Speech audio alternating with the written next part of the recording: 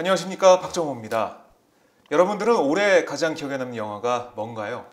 저는 영화 택시 운전사를 감명 있게 봤는데요. 80년 5월 광주의 참상, 영화 속에서 보면서 눈물을 흘렸습니다. 많은 분들도 영화 보시면서 눈물 흘리시고 안타까우셨을 것 같은데요. 그 80년 5월 광주 민주화 운동의 진상 규명이 아직도 되지 않았다는 사실에 많은 분들이 또 분노를 하고 계십니다. 왜 이렇게 더딜까요? 그 해법을 찾기 위해서 제가 광주 북구을 지역구 최경환 국민의당 의원을 만나러 달려왔습니다. 안녕하십니까, 의원님? 예, 네, 안녕하세요. 반갑습니다. 요즘 이름이 언론지상에 많이 나오고 있습니다. 최경환 의원. 네, 그분과는 다른 분이죠. 아니, 제가 그때 그 세월호 사회 참사 그 특별법, 사회참사법. 네, 참사법이라고 불리죠. 그거 통과할 때 잠깐 얘기 나왔잖아요. 그때 저희가 생방송 중이었는데 댓글에 아니 최경환 의원이 국민의당에 있었어라는 댓글이 있었어요. 좀 홍보를 좀 많이 하셔야 될 것 같아요. 그때 탄핵 때도 그렇고 이번에도 그렇고 네, 그분 때문에 제가 곤욕을 치르고 있는데 많은 분들이 다 그 구분해서 알 것이라고 생각하는데 의외로 저도요. 모르는 분이 있어요. 네, 에, 이번 기회에 확실히. 자유한국당이 최경환 의원이 있고 네, 국민의당이 최경환 의원이 있습니다. 네, 완전히 다른 분입니다. 여러분들 헷갈리시면 안 됩니다. 네, 그래서 요즘에 그분 이름이 많이 나와가지고 사무실도 압수수색 당했다 그래서 저도 깜짝 자세히 봐야죠. 어딘가 깜짝깜짝 놀라시는데요.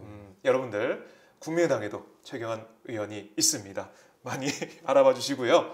자, 제가 이 의원실까지 막 쫓아온 이유가 바로 제가 앞서 말씀드렸듯이 5.18 민주화운동 관련된 내용입니다.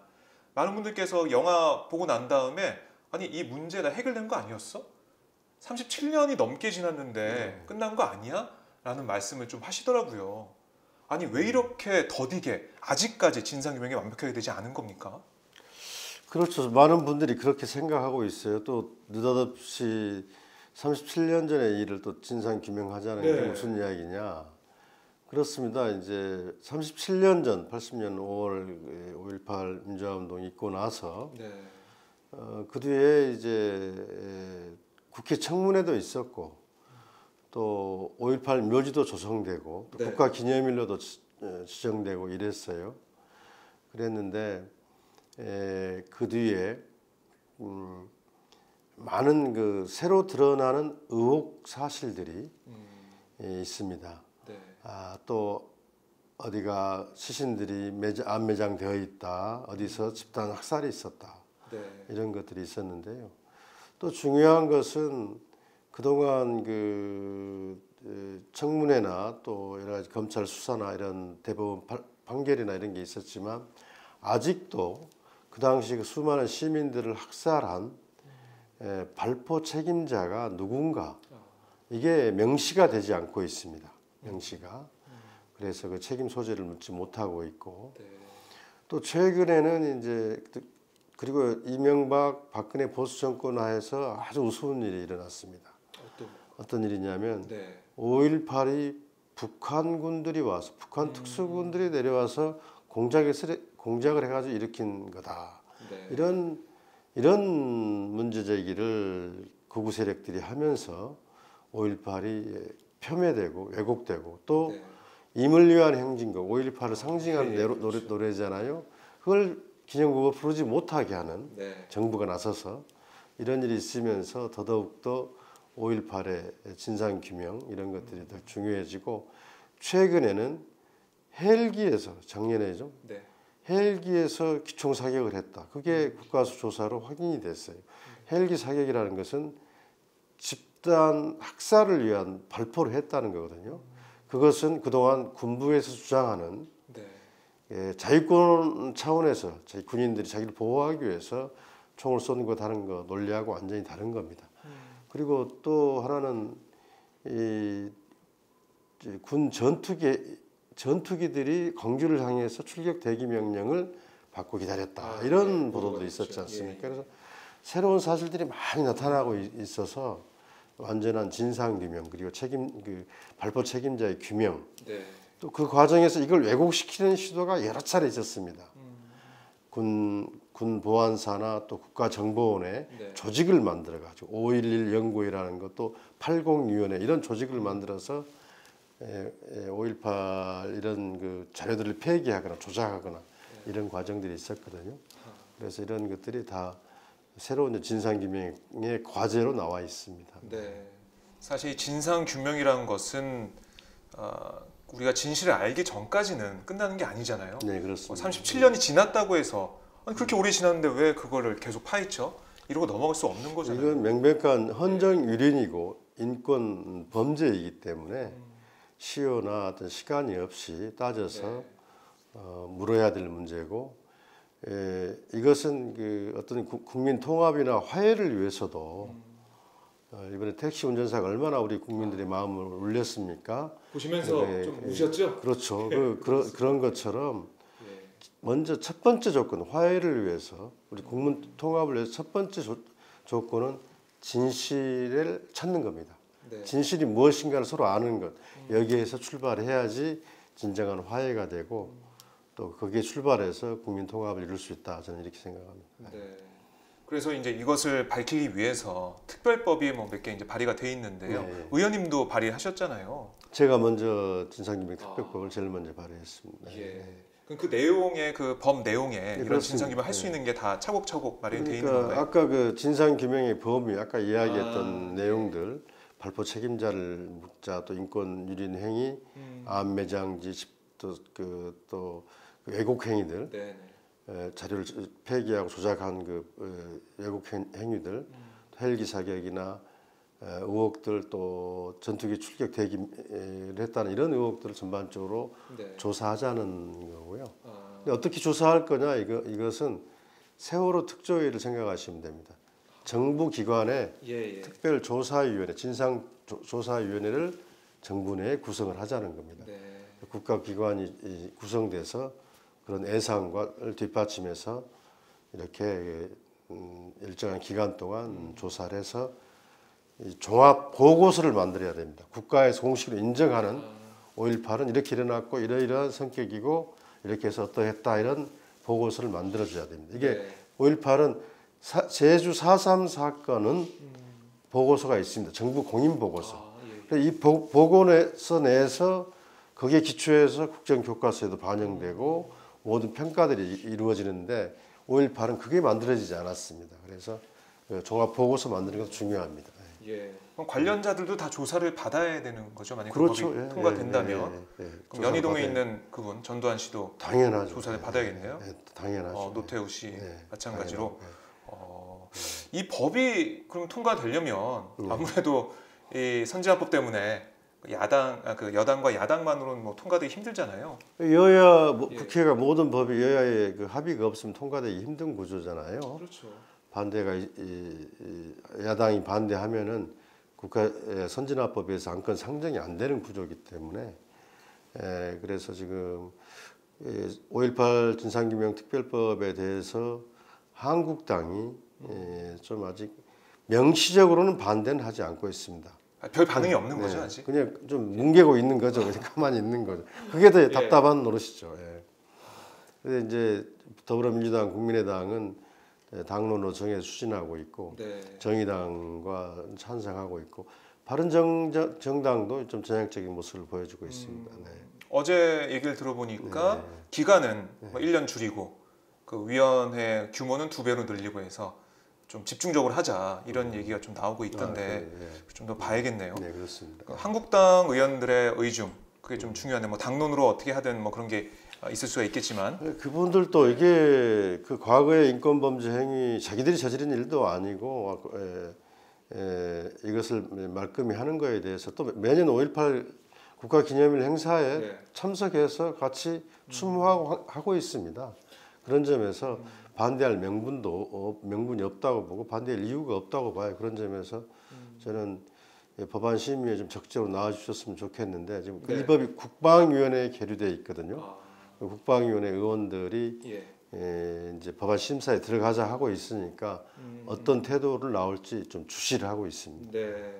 뭐 이 한국당의 뿌리를 보면은 뭐 그쪽 연결되는 그런 부분이 있어서 그래서 반대하는 거 아니냐라는 생각도 할 것 같아요. 만약 그렇게 명시적으로 반대한다면 네. 나도 우리 지금 자유한국당도 전두환 세력하고 똑같다. 뭐 그렇게 이제 인정하는 거기 때문에 반대하기는 쉽지 않을 거다. 쉽지는 않을 것이다 보는데 네. 좀 지켜보고 있습니다. 만약 이렇게 계속 뭉갠다면 저희가 계속 37년 넘게 이게 해결이 안 되고 있는데 내년도 38년, 39년, 40년 이렇게 가야 되는 겁니까? 그렇게 할 수는 없습니다. 지금이 국민적인 여론도 높고 네. 5.18 진상규명을 해야 된다는 게 60, 70%, 80% 특히 그 영화 말씀하신 택시 운전사가 큰 역할을 했습니다.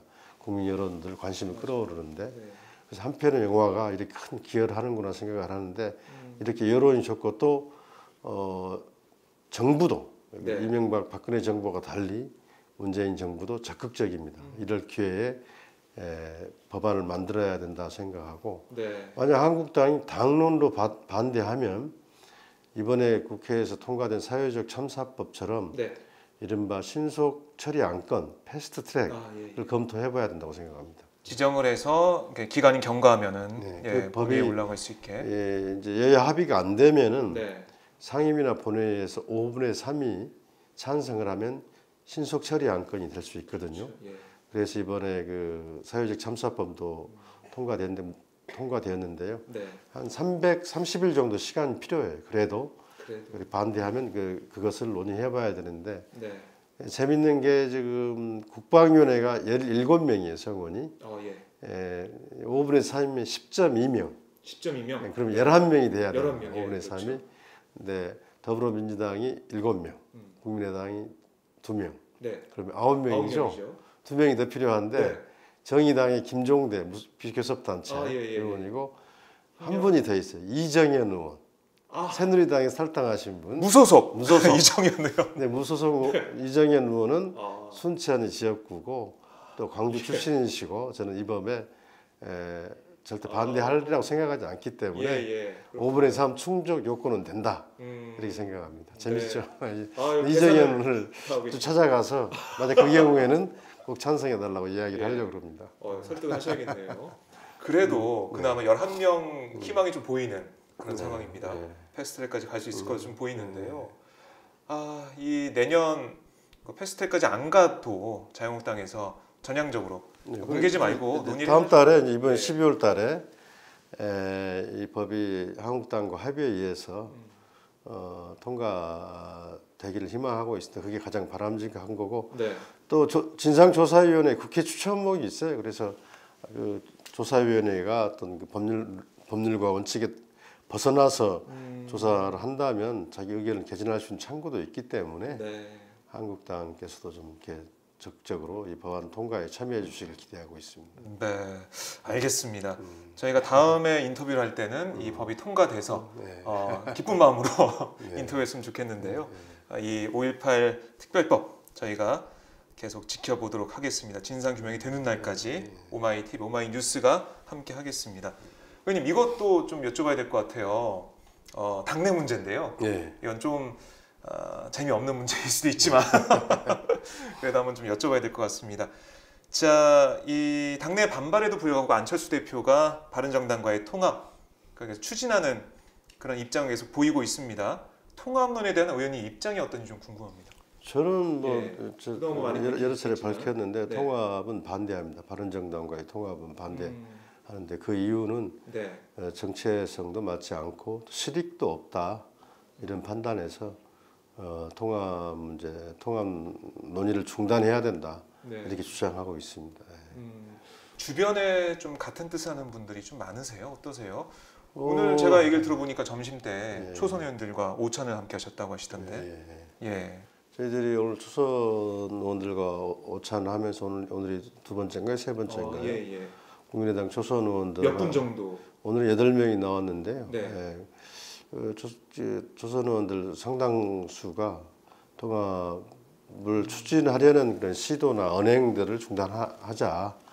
그리고 특히 이제 정책연대 양당의 바른정당과 정책협의체인가요? 네. 이게 외부에 알려지기를 그 정책연대의 틀을 벗어나서 통합의 지렛대인 것처럼 알려지고 있어요. 그렇게 언론도 해석을 하고. 저도 그렇게 좀 보고 있어요. 예, 그래서 또 예. 통합을 추진하는 측은 그런 의도를 가지고 그걸 하고 있습니다. 그래서 정책협의체가 당 통합의 매개가 되어서는 안 된다. 이걸 분명히 발표를 하기로 했습니다. 예, 그러니까 초선 의원들께서 공통된 정책연대는 바른정당과도 할 수 있고 민주당과도 할 수 있습니다. 네. 민주당과 정책연대를 하고 있습니다. 대표적인 KTX 어제 그렇죠. 어제 KTX 호남 KTX 2단계 사업에 네. 연대를 했고요. 또 5.18 특별법도 아주 굳건히 연대를 하고 예. 있고 또 물관리 기본법, 물관리 기본법도 지금 연대를 하고 있고 네. 이런 연대들이 충실되고 있는 부분이 있어요. 그래서 제3당으로서 자기 당의 이해관계와 정책과 법 맞는 부분들은 네. 같이 연대를 할 수 있는 거고 바른정당만 정책연대 대상이 아니고 여러 당과 이렇게 할 수 있다고 생각합니다. 지금 5.18 특별법은 저는 한국당과도 연대를 하려고 하고 있습니다. 예. 네. 바른정당의 한정에서 그건 전책연대, 선거연대 이렇게 가야 되는 게 아니다. 마치 그냥 통합의 지렛대 혹은 통합의 매개 수단, 징검다리로 생각하는 경향이 있어요. 또 그 통합을 추진하는 측은 그래서 그렇게 얘기해서는 안 된다. 또 그렇게 수단을 삼아서는 안 된다는 것을 우리 초선 의원들이 밝히려고 하고 있습니다. 그러면은 초선 의원들 모임 이름이나 이런 것도 좀 이름도 정했네요. 예. 그 구당을 위한 네. 초선 의원 모임 이른바 구당초로 정했습니다. 구당초요? 인동초가 생각이 나는데요. 네. 구당을 위한 초선 의원 모임에서 그 모임을 가지고 계속 논의를 해나가기로 했습니다. 네, 그러니까 통합에 반대하는 그러니까 구당이라는 건 당을 구해내자, 당을 구해내자. 살려내자 이런 의미죠. 그러니까 통합이 무조건 당에 나아갈 길이 아니라 당을 살려내는 길을 찾자 그런 말씀이신 것 같은데요. 하지만 안철수 대표는 어제 서울대 강연에서도 이런 얘기를 했더라고요. 4차 산업혁명 시대의 키워드는 분권이다. 그리고 분권의 핵심은 다당제다. 이념 정당이 아닌 문제 해결 정당이 필요하다. 그게 중도개혁 정당의 지향점이다. 그래서 국민의당, 바른정당 같은 제3지대가 살아남아야 한다. 그러니까 명확히 좀 하고 있어요. 이 뜻을 꺾기가 참 쉽지 않을 것 같은데요. 저희들 의원들이 중도개혁 정당 또 다당제 또 제3당의 역할로서 국민의당의 역할을 부정하는 거 아닙니다. 그걸 지켜내자는 것입니다. 우리가 무슨 통합에 반대한다고 해서 더불어민주당의 통합하자고 주장하는 것은 아닙니다. 3당으로서 중도개혁정당으로서 국민의당을 지켜내자는 것이죠. 그 정체성을 지키면서 제3당 그렇죠. 역할을 하자. 그런데 지금의 통합 논의는 정체성이 다른 이질적인 중도개혁 노선이 아니라 보수 노선으로 돌아가고 있다는 겁니다. 보수로. 보수 노선으로 돌아가는 것처럼 제가 그런 이야기를 했는데 중도개혁의 깃발은 사라지고 보수만 꿈틀거리고 있다. 보수 회귀 본능만 꿈틀거리고 있다. 이런 이야기를 했는데 지금 그렇게 비춰지고 있습니다. 국민의당이 보수화되고 우경화되고 하는 모습만 비춰지고 있습니다. 네. 그런 점에서 그 중도 개혁을 바라는 호남 여론들이 아주 악화되고 있습니다. 호남. 우리 당의 기본 그 기반이잖아요. 호남이. 근데 그 아주 악화되고 있고 지역 여론은 한마디로 국민의당이 이렇게 해서는 더 이상 희망이 없다. 이런 심하게는 국민의당 그만둬라는 이야기도 하고 특히 안 대표 리더십에 대해서 상당히 심각하게 문제를 제기하고 있습니다. 그래요? 거기까지만 이야기를 하겠습니다. 비방용인가요? 아니 안철수 대표 리더십에 대해서 심각하게 이야기를 하고 있다는 겁니다. 알겠습니다. 여러 가지 그 워딩들이 있겠지만 지역에서 들리는 워딩들이 비방용이기 때문에 저희가 좀 자제하도록 하고요. 그러면 혹시 안철수 대표가 계속해서 통합을 주장하면서 그쪽으로 가게 된다면 교섭단체 탈퇴 같은 호남 지역 의원님들의 단체 행동 이런 것도 나올 수가 있을까요? 그렇게는 생각하지 않고 있습니다. 우리가 아직까지는 구당 초선 의원님들도 당을 살리자고 하는 모임이지 당 분열을 막고 당을 살리자는 모임이지 당을 분열시키고 이렇게 분당을 하자는 모임이 아닙니다. 그런 점에서 안철수 대표가 지금 이렇게 이제 의원들의 뜻을 알고 이제 판단하기 때문에 저는 그런 현명한 판단을 해줄 거라고 생각하고 안철수 대표도 조만간 자기 본인이 말했듯이 지방선거에 자기를 던지는 자세를 보여줘야 됩니다. 그래서 당의 새로운 활력도 불어넣고 본인도 정치적 진로를 결정하는 그런 결단을 할 때가 다가오고 있다고 생각합니다. 이렇게 통합을 통해서 이렇게 정치적인 활로를 찾으려고 하는 것보다 지방선거에서 본인 이야기했듯이 무슨 역할이라도 하겠다 그러지 않았습니까? 서울시장을 나가든 부산시장을 나가든 이렇게 던지는 모습으로 했을 때 새롭게 당의 그 활로를 찾을 수 있는 계기가 되고 거기에 따라서 우리 당 중진 의원들도 같이 상황이 어렵지만은 함께 해보자 하는 식으로 해서 지방선거에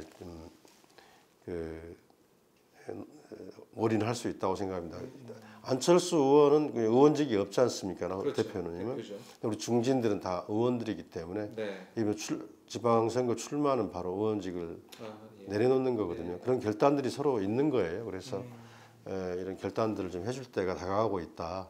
저는 통합 논쟁에 통합 논란의 분기점이 그게 되지 않겠느냐. 또 그렇게 되기를 주장하고 있습니다. 지방선거를 봐야 된다는 건데 지금 비대위도 이제 그렇게 될 경우에는 비대위도 구성하고 해서 지방선거 체제로 가야 된다 이렇게 보고 있습니다. 그러니까 안철수 대표가 빨리 결단을 내리고 자신의 몸을 던진다는 희생 결단을 하면 비대위 구성으로 가야 되는 거고 그러면 지방선거 체제로 전환이 되면서 당도 살아나는 길이고 그게 인위적인 통합보다 훨씬 나은 길이다. 그렇게 생각하고 보시는군요. 그래도 이 국민정책연구원에서 자체 여론조사 결과 국민의당, 바른정당 합하면은 19.2% 지지율이 높아진다. 지지율이 낮은 정당들 입장에서 안철수 대표도 의원총회에서 그런 이야기를 통합을 하면 20%가 돼서 한국당을 안철수 대표 표현대로 하면 쪼그라뜨리고 우리가 지지율 2위 정당이 될 수 있다고 이야기를 하셨어요. 그래서 참 정치를 낙관적으로 희망적으로 보는구나 하는 생각이 정치를 있는데 책으로 배우셔서 그런가요? 누구도 그렇게 생각하지 않는데 여론조사가 나왔다는 거예요. 참 세상에 여론조사 식으로 되는 것도 아닌데 제가 이렇게 이야기하고 있습니다. 지난 총선 때 국민의당이 26.74%를 얻어서 정당 득표 26.74% 얻어서 13명의 비례대표를 당선시켰습니다. 대단히 놀라운 민주당보다 더 많은 득표율을 얻었지 않습니까?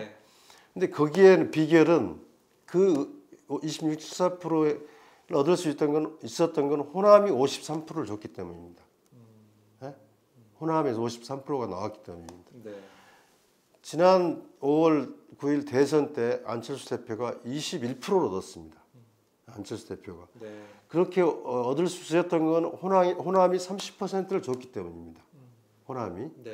그만큼 주요 지지 기반, 기본 지지 기반이 호남이라고 하는 것이 안철수 대표를 붙들고 있었기 때문에 그렇습니다.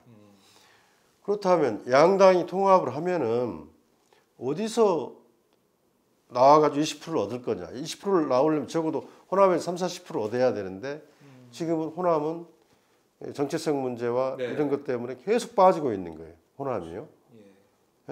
호남 의원들도 지금 23명 중에서 20명이 통합을 반대한다고 이렇게 그렇게 하고 있는데 그래서 점점 안철수 대표에 대한 이런 믿음과 신뢰가 떨어지고 있는 거예요. 그래서 제가 물었습니다. 대구에서 얻겠다는 겁니까? 부산에서 얻겠다는 겁니까? 뭐라던가요? 그렇게 물어봤는데 뭐 답변을 우리 못 하시든 안 하시든 뭐 말할 기회가 없었는데 그 정치 현실을 봐야 된다는 겁니다. 그래서 대구나 충청 이런 부분에서 통합을 하면 약간의 성향이 같은 분들이 하기 때문에 수도권에서도 좀 환경이 나아지지 않겠느냐 하는 사람이 있는데 호남 특히 수도권의 경우 호남인들이 빠져버릴 경우 저는 그렇게 큰 시너지가 있을 거라고 생각하지는 않습니다. 그리고 정치는요, 그 사람 과거처럼 두 개가 합쳐져서 표가 된다 이런 정치 공학의 시대가 끝났습니다. 자기의 칼라와 자기의 노선과 자기의 정체성으로 표를 얻는 거지. 이렇게 뭐 두 당이 합쳐가지고 정치공학으로 표를 얻고 이렇게 올라가는 시대는 끝났어요. 네. 그런 시대는. 근데 다 옛날에 통했어요. YSDJ 시절은 통했어요. 이유는 다 간단해요. 네. 그만큼 카리스마 있는 어떤 경우도 그 사람을 지지하겠다고 하는 절대적인 지지층이 있었어요. 지역이든 계층이든. 그리고 그 지지자들은 절대 그 사람이 무엇을 해도 믿었어요. 신뢰가 있었어요. DJ가 DJP 연합을 해도 DJ가 우리 노선을 버리지 않을 거라는 신뢰가 있었어요. 네. 지금 과연 안철수 대표에게 그게 있냐 이거예요. 특정한 계층이든 지역이든 그렇게 무엇을 해도 따라가겠다고 하는 지지 세력이 있는가? 또 무엇을 해도 내가 지지하겠다는 그런 세력이 있는가 하는 거죠. 그런 점에서 이 상황이 그런 점에서 많은 차이가 있고 또 근본적으로 정치공학으로 이렇게 표를 얻을 수 있는 시대는 지났다. 지금은 자기의 컬러, 색깔과 자기 헌신 그리고 자기 실적, 정치적 네. 실적으로 보여줘야 된다. 네. 이렇게 저는 이렇게 생각을 해요. 안철수 대표가 먼저 자신의 헌신하는 모습 그리고 실적 말씀도 하셨는데요. 네. 그런 능력을 좀 보여주는 게 먼저지. 신뢰를 찾고 해야 된다. 어떤 능력과 신뢰. 당과 합쳐서 1+1이 2듯이 뭐 그렇게 되는 게 정치가 아니다 이런 말씀이신데 안철수 대표가 사실 새 정치를 하기 위해서 이 정치계에 입문을 했는데 지금 보면은 뭐 민주당 일각에서는 안 대표가 바른정당과 연합을 하고 뭐 한국당과 연합을 해가지고 보수 주자가 되려는 거 아니냐 이런 말까지 하더라고요. 안 대표는 최근 어제 서울대 강연에서도 민주당이나 한국당으로 갈 바에는 사실 정치 안 한다 이렇게 강하게 이야기해요. 안 대표가 저는 한국당과 같이 하려고 그렇게까지 생각하지 않을 거다 이렇게 이야기하는데 근데 그렇게 의심받고 있어요. 왜냐하면 유승민 대표는 그렇잖아요. 참 재밌어요 그분은. 뭐 정병국 의원이나 이런 분들은 한국당하고 통합 논의를 하라 그러고 그렇죠. 정운천 의원과는 국민의당하고 통화를 이렇게 네. 양손 떡을 들고 있어요. 결국 그렇다는 건 뭐예요? 국민의당을 끌어당기고 한국당과도 해가지고 자기 중심의 보수 통합을 대통합을 한번 이뤄보려고 하는 생각이 있는 것 같아요. 남경필 의원 그 분명히 속내를 드러낸 것 같아요. 남경필 어디지 경기지사인가요? 순수가 틀렸다. 국민의당하고 먼저 하지 말고 한국당하고 먼저 하자. 바른정당 소속 아니에요 그분이? 맞습니다. 예? 근데 그분이 정확히 이야기한 거예요. 한국당하고 먼저 해야지 국민의당하고 유승민도 그렇게 하면 안 된다. 이렇게 문제제기를 했던데 그리고 정우택 한국당 대표 국민의당, 바른정당 또 한국당 이렇게 보수 대통합을 이루자 이런 말을 하고 있어요. 그런 말이 돌아오면은 단호하게 끊어주고 이렇게 해야죠. 근데 한국 바른정당의 그런 태도를 보면서도 또 유승민 대표 어떻게 이야기했습니까? 호남하고 좀 멀리해라. 햇볕 정책 좀 멀리해라. 이렇게 계속 하고 있지 않습니까? 거기에 대해서 화를 내고 이렇게 정면으로 이야기를 해줘야지 지지자들이 하나 의심하지 않는데 이거 뭐 그냥 넘어가 버리고 그러니까 무슨 소리냐. 또 그런 당하고 통합하려고 하니까 특히 호남 사람들이나 햇볕 정책 이렇게 추구했던 사람들에게는 좀 그 리더십이나 그분의 안 대표의 생각에 대해서 의문을 갖게 되는 거죠. 그렇군요. 그런 부분들이 있군요. 네.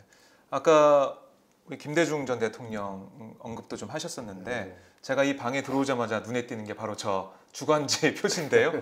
DJ 마지막 비서관의 소명 이렇게 돼 있고 사실 의원님께서는 김 전 대통령의 마지막 비서관으로 상당히 최경환 자유한국당 의원보다 훨씬 더 유명하고 많이 알려진 분인데 왜 우리 시청자분들 모르실지 네 그렇기도 한데 김 전 대통령 우리 DJ께서 이 상황 좀 보신다면 뭐라고 하실 거라고 좀 생각을 하세요? 좀 그런 생각도 좀 하실 것 같아요. 김 전 대통령께 물어보시기도 하실 것 같고. 아무튼 이제 김대중 대통령은 이제 우리 한국 사회, 한국 역사에 민주주의를 위해서 몸으로 싸우시고 또 97년 정권 교체를 통해서 그걸 이룩하신 분이잖아요. 또 남북 화해 협력에 큰 족적을 남기신 분인데 그런 정치적 업적도 있지만 또 그분이 가지고 있는 아주 그 진지한 정치 기술이라는 게 있어요. 예, 국민들과 함께 소통하고 이런 부분에 있어서 그래서 뭐 이런 또 이 국민의당 정치 현실에 대해서 뭐 김 대통령이 어떻게 이야기할까 하는 부분들은 거기까지는 말씀드리기는 그렇고 다만 국민을 보고 또 자기 지지 세력들을 보고 정치를 자신 있게 나가라 이런 이야기를 하실 것 같아요. 김 대통령이 그 당시 야권, 그 당시는 민주당이죠. 민주당이 얼마나 자랑스러운 당이냐 이런 이야기를 하면서 그런 이야기를 많이 했어요. 민주당 친구들이 있다, 친구들이. 4개의 친구들이 있다. 김 대통령 이런 이야기를 해요. 하나의 친구는 중산층과 도시 서민들이 우리를 지지해줬다. 민주당을 끝까지. 그리고 또 노동자, 농민, 젊은이들이 지지해줬다. 그다음에 종교인, 지식인들이 우리를 지지해줬다. 야당을 수십 년간.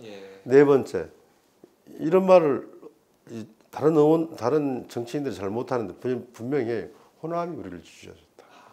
4개의 친구를 이야기해요. 4개의 친구가 있었다. 그리고 또 4가지 정체성이 있었다고 이야기합니다. 우리는 이 독재를 싸워서 민주주의를 지켜왔다. 또 이 금권 경제, 관권 경제에 대해서 서민 경제를 지켜왔다. 그리고 빈익빈 부익빈 사회를 반대하고 사회 복지를 지켜왔다. 또 무력 통일 이걸 반대하고 평화 통일을 지켜왔다. 이 4가지 정체성이 있고 4가지 친구가 있다. 이렇게 항상 이야기를 하셔요. 아주 제 쉽게 정리를 그분 참 쉽게 정리해요. 네.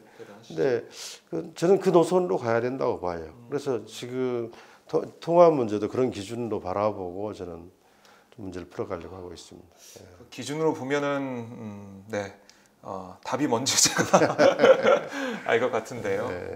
제가 좀 지켜보도록 하고요.